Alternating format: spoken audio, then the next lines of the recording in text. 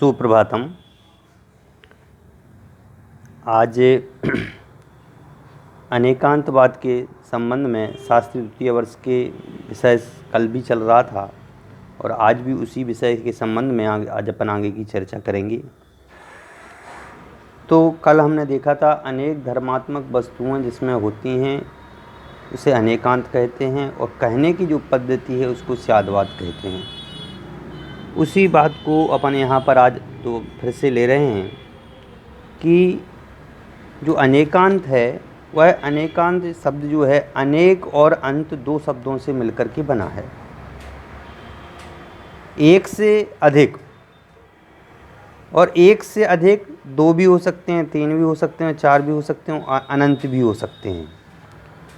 तो एक और अनंत के बीच में अनंत अर्थ संभव हैं।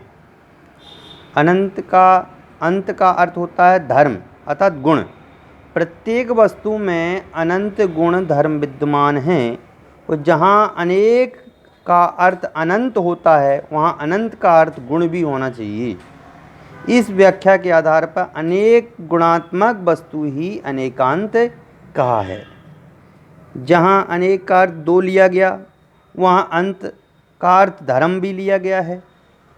तब यह अर्थ होगा कि परस्पर विरुद्ध प्रतीत होने वाले दो धर्मों का एक ही वस्तु में होना अनेकांत है। समझ में आया ना? दो धर्म एक ही वस्तु में होते हैं।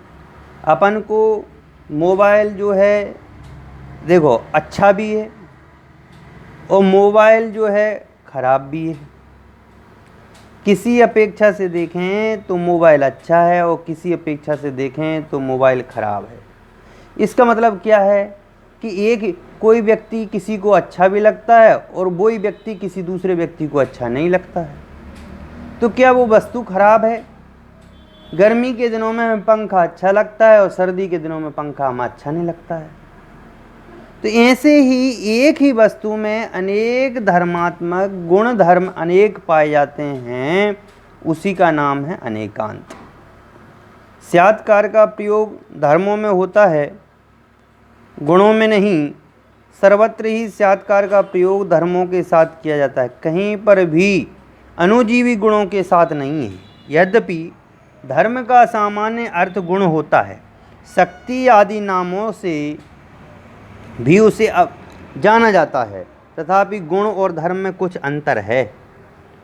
प्रत्येक वस्तु में अनेक शक्तियां हैं जिन्हें गुण या धर्म कहते हैं। उनमें से जो शक्तियां परस्पर विरुद्ध प्रतीत होती हैं या सापेक्षिक होती हैं उन्हें धर्म कहते हैं। जैसे नित्यता अनित्यता एक ही वस्तु में होती है, एकता अनेकता, सत असत, भिन्नता अभिन्नता।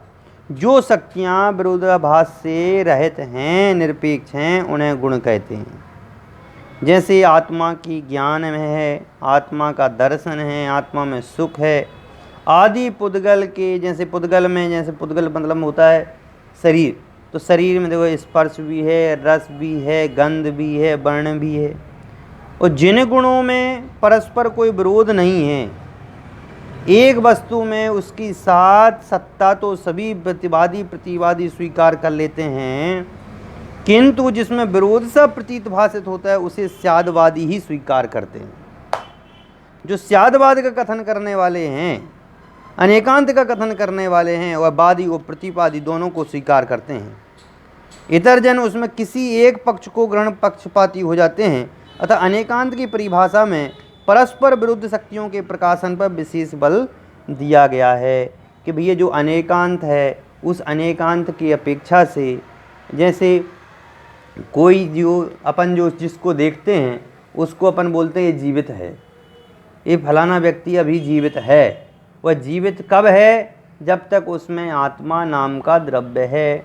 यदि हम आत्मा को अलग करें तो वह जो है शरीर उसका नहीं है, आत्मा अलग है और शरीर अलग है। तो नित्यता अनित्यता एकता अनेकता जो घटित होता है वह सारे पक्ष प्रतिपक्ष जो भी घटित होते हैं वह स्यादवाद की शैली से ही घटित होते हैं। इस प्रकार से आज अपन ने अनेकांत के स्वरूप को जाना है। कल हम स्यादवाद के जो स्वरूप है उस स्वरूप के संबंध में कल थोड़ी सी चर्चा करेंगे। जब तक के लिए धन्यवाद।